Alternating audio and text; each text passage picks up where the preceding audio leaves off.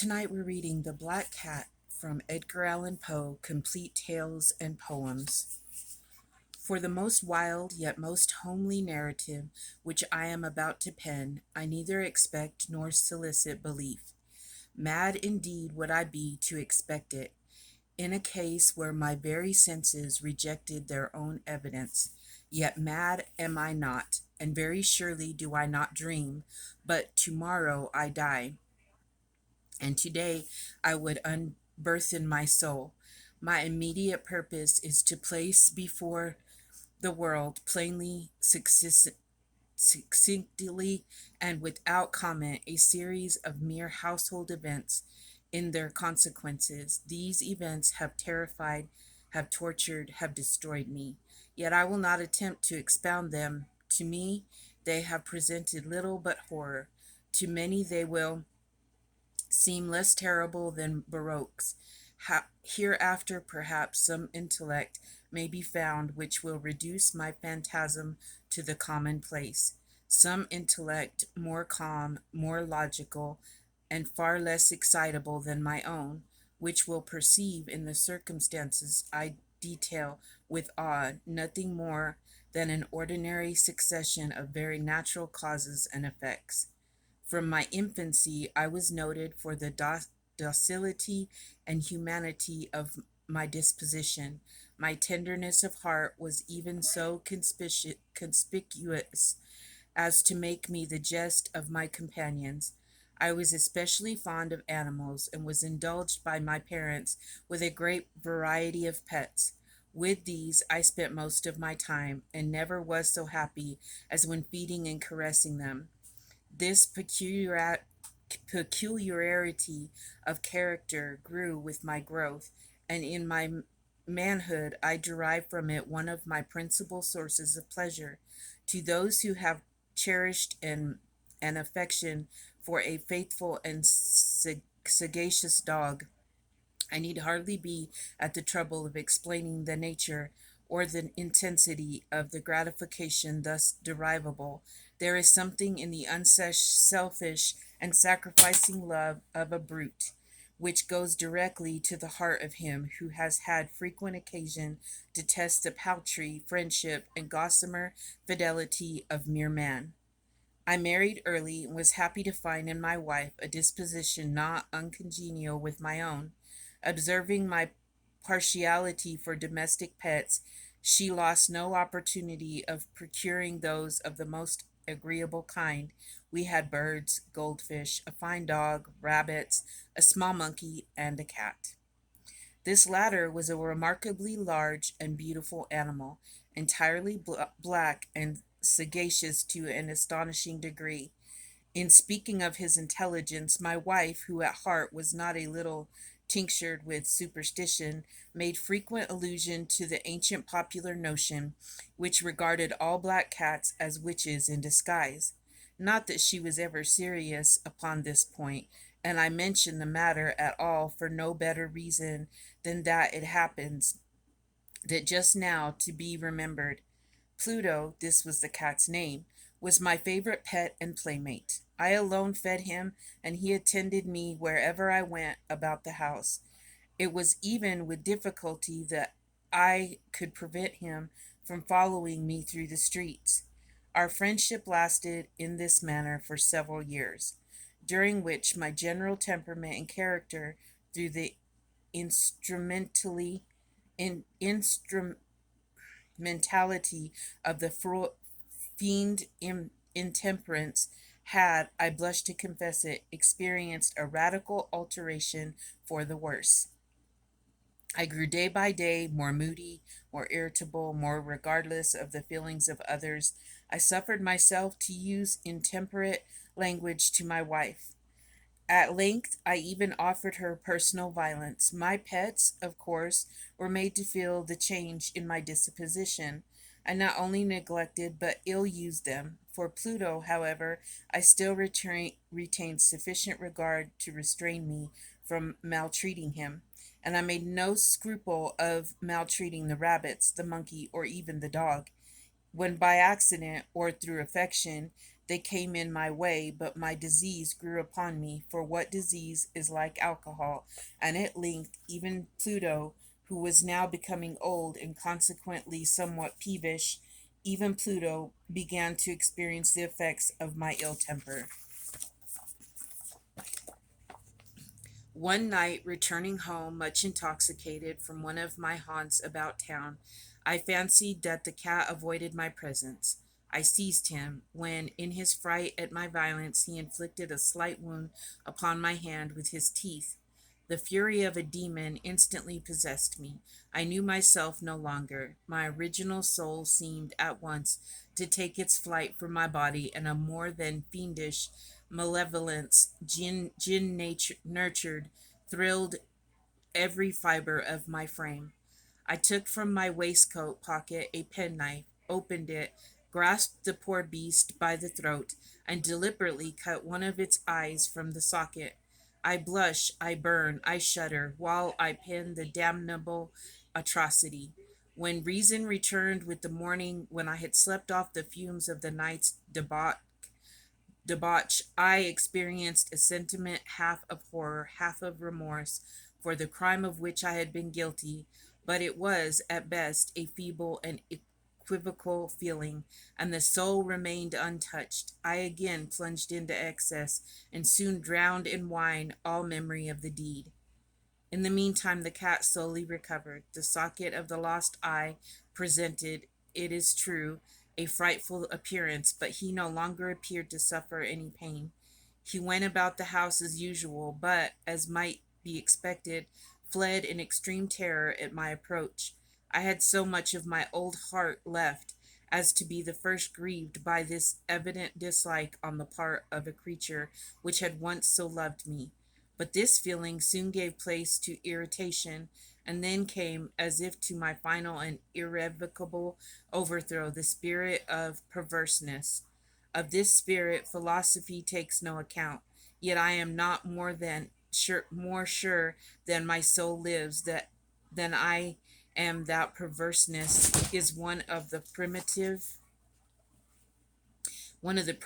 impulses of the human heart, one of the indivisible primary faculties or sentiments which give direction to the character of man, who has not 100 times found himself committing a vile or a silly action for no other reason than because he knows he should not. Have we not a perpetual inclination in the teeth of our perverseness, I say, came to my final overthrow? It was this unfathomable longing for the soul to vex itself, to offer violence to its own nature, to do wrong for the wrong's sake only, that urged me to continue, and finally to consummate the injury I had inflicted upon the unoffending brute. One morning, in cool blood, I slipped a noose about its neck and hung it to the limb of a tree. Hung it with the tears streaming from my eyes, and with the bitterest remorse at my heart. Hung it because I knew that it had loved me, and because I felt it had given me no reason of offense. Hung it because I knew that in so doing I was committing a sin, a deadly sin that would so jeopardize my immortal soul as to place it, if such a thing were possible, even beyond the reach of the infinite mercy of the most merciful and most terrible God. On the night of the day on which this cruel deed was done, I was aroused from sleep by the cry of fire. The curtains of my bed were in flames. The whole house was blazing. It was with great difficulty that my wife, a servant, and myself made our escape from the conflagration. The destruction was complete. My entire worldly wealth was swallowed up, and I resigned myself this, thenceforward to despair. I am above the weakness of seeking to establish a sequence of cause and effect between the disaster and the atrocity, but I am detailing a chain of facts, and wish not to leave even a possible link imperfect. On the day succeeding the fire, I visited the ruins. The walls, with one exception, had fallen in. This exception was found in a compartment wall, not very thick, which stood about the middle of the house, and against which had rested the head of my bed. The plastering had here in great measure resisted the action of the fire, a fact which I attributed to its having been recently spread. About this wall a dense crowd were collected, and many persons seemed to be examining a peculiar portion of it with very minute and eager attention. The words strange, singular, and other similar expressions excited my curiosity. I approached and saw as if graven in bas relief upon the white surface the figure of a gigantic cat. The impression was given with an accuracy truly marvelous. There was a rope about the animal's neck. When I first beheld the apparition, for I could scarcely regard it at less, my wonder and my terror were extreme. But at length reflections came to my aid. The cat, I remembered, had been hung in a garden adjacent to the house. Upon the alarm of fire, this garden had been immediately filled by the crowd, by some one of whom the animal must have been cut from the tree and thrown through the open window into my chamber. This had probably been done with the view of arousing me from sleep. The falling of other walls had compressed the victim of my cruelty into the substance of the freshly spread plaster, the lime of which, with the flames and the ammonia from the carcass, had then accomplished the portrayal as I saw it. Although I thus readily accounted to my reason, if not altogether to my conscience, for the startling fact just detailed, it did not it did not the less fail to make a deep impression upon my fancy. For months I could not rid myself of the phantasm of the cat, and during this period there came back into my spirit a half sentiment that seemed but was not remorse. I went so far to regret the loss of the animal, and to look about me among the vile haunts which I saw habitable,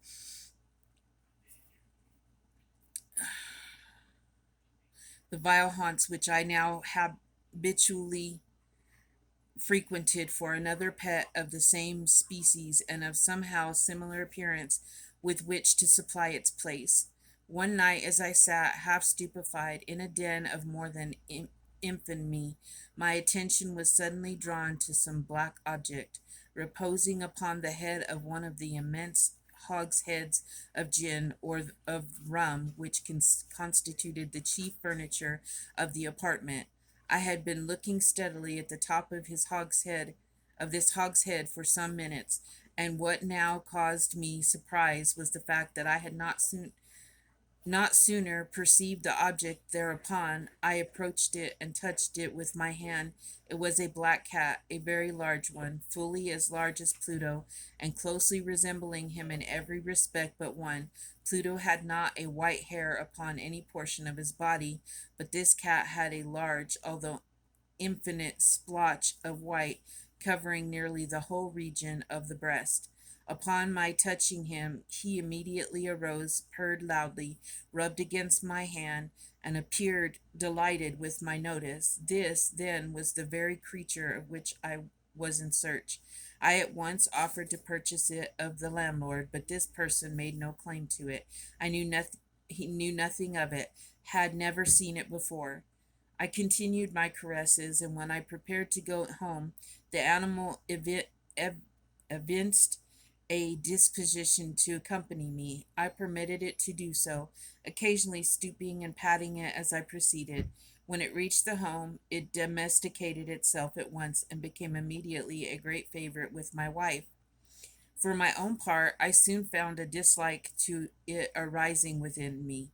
This was just the reverse of what I had anticipated, but I know not how or why it was. Its evident fondness for myself rather disgusted and annoyed.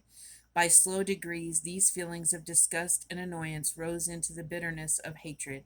I avoided the creature, a certain sense of shame and the remembrance of my former deed of cruelty preventing me from physically abusing it. I did not, for some weeks, strike or otherwise violently ill use it, but gradually, very gradually, I came to look upon it with uh, unutterable loathing, and to flee silently from its odious presence as from the breath of a pestilence. What added, no doubt, to my hatred of the beast was the discovery on the morning after I brought it home that, like Pluto, it also had been deprived of one of its eyes. This circumstance, however, only endeared it to my wife, who, as I have already said, possessed in a high degree that humanity of feeling which had once been my distinguishing trait and the source of many of my simplest and purest pleasures.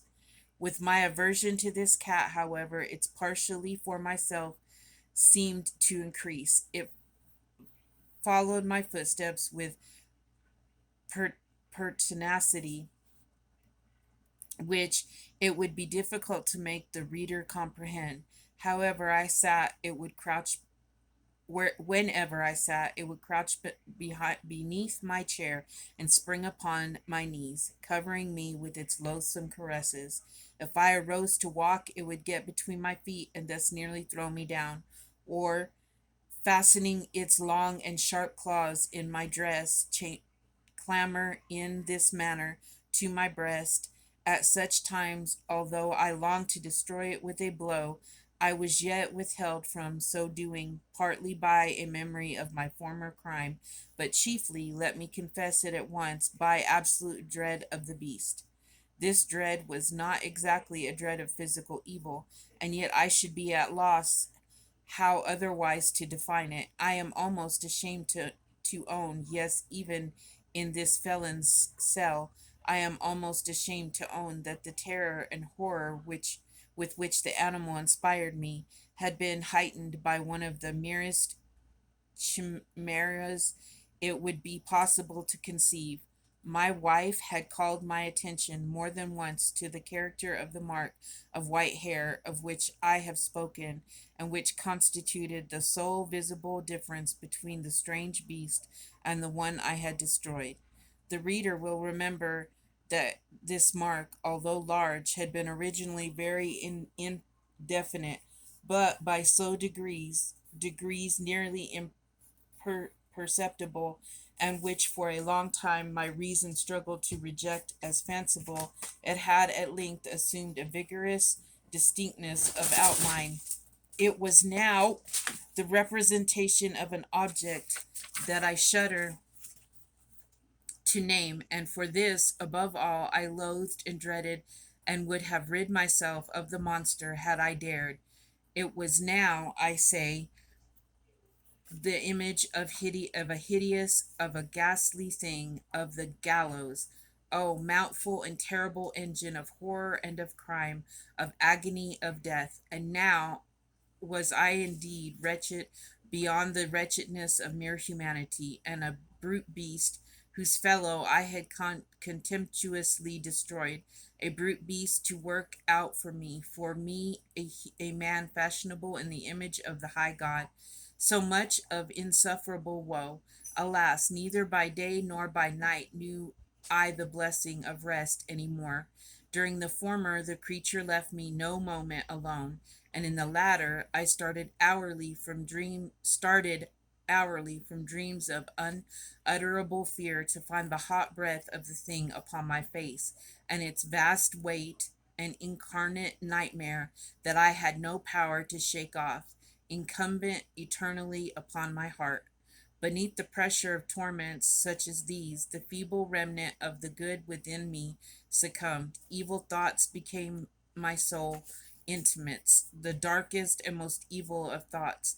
The moodiness of my usual temper increased to hatred of all things and of all mankind, while from the sudden, frequent, and ungovernable outbursts of a fury to which I now blindly abandoned myself, my uncomplaining wife, alas, was the most usual and the most patient of sufferers.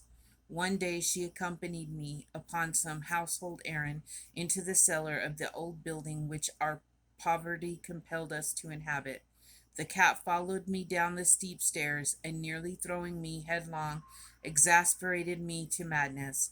Uplifting an axe and forgetting in my wrath the childish dread which had hitherto stayed my hand, I aimed a blow at the animal, which, of course, would have proved instantly fatal had it descended as I wished. But this blow was arrested by the hand of my wife. Goaded by the interference into a rage more than demoniacal, I withdrew my arm from her grasp and buried the axe in her brain. She fell dead upon the spot without a groan. This hideous murder accomplished, I set myself forthwith and with entire deliberation to the task of concealing the body. I knew that I could not remove it from the house, either by day or by night, without the risk of being observed by the neighbors. Many projects entered my mind at one period. I thought of cutting the corpse into minute fragments and destroying them by fire. At another, I resolved to dig a grave for it in the floor of the cellar.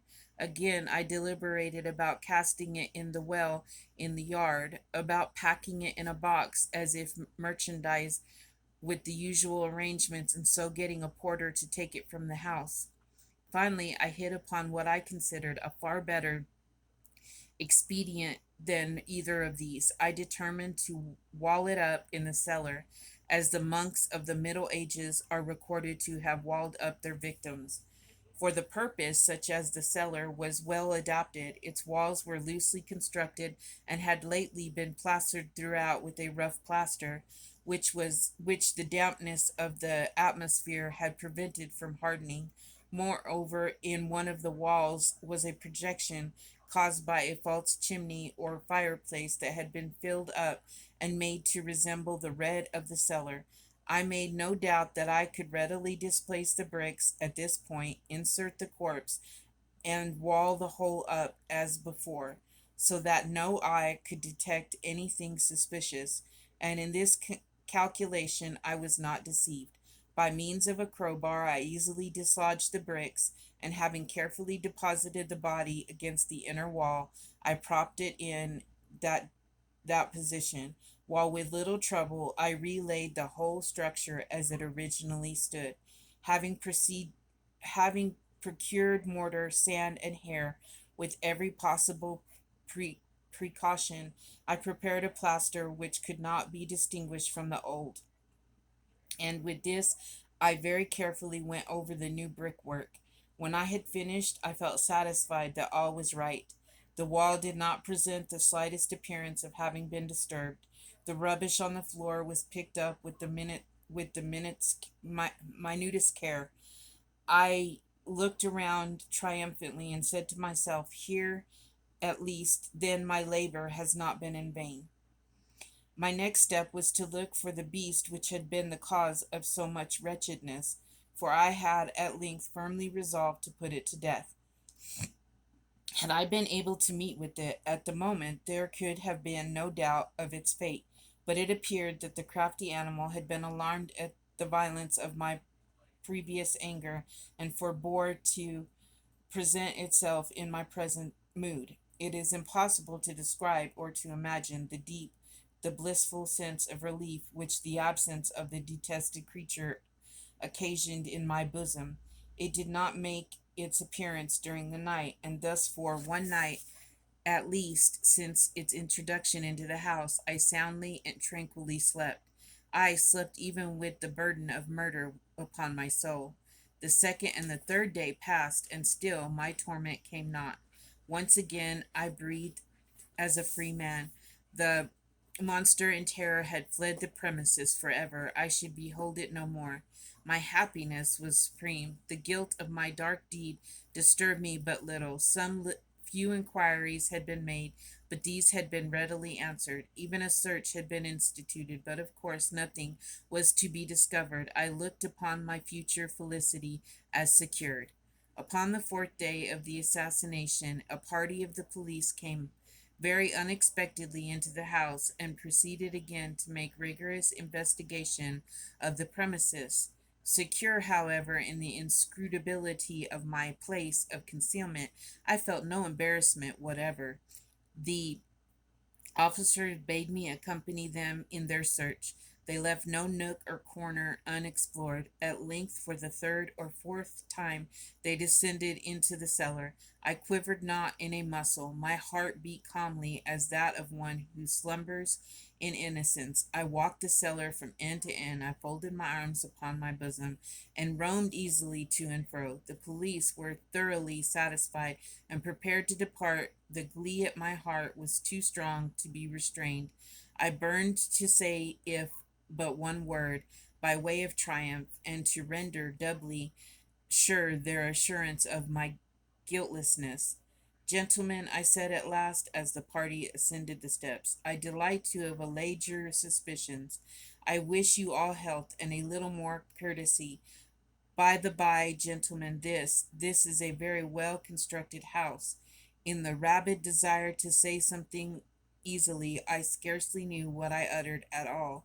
I may say an excellently well constructed house. These walls, are you going, gentlemen? These walls are solidly put together, and here, through the mere frenzy of bravado, I rapped heavily with a cane which I held in my hand, upon that very portion of the brickwork behind which stood the corpse of the wife of my bosom.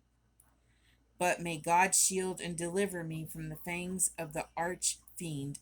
No sooner had the re- reverberation of my blows sunk into silence than I was answered by a voice from within the tomb, by a cry, at first muffled and broken, like the sobbing of a child, and then quickly swelling into one long, loud, and continuous scream, utterly anomalous and inhuman, a howl, a wailing shriek, half of horror and half of triumph, such as might have arisen only out of hell, conjointly from the throats of the damned in their agony, and of the demons that exult in the damnation. Of my own thoughts it is folly to speak. Swooning, I staggered to the opposite wall. For one instant the party upon the stairs remained motionless, through extremity of terror and of awe. In the next, a dozen stout arms were toiling at the wall. It fell bodily. The corpse, already greatly decayed and clotted with gore, stood erect before the eyes of the inspectors. Upon its head, with red extended mouth and solitary eye of fire, sat the hideous beast whose craft had seduced me into murder, and whose informing voice had consigned me to the hangman. I had walled the monster up within the tomb.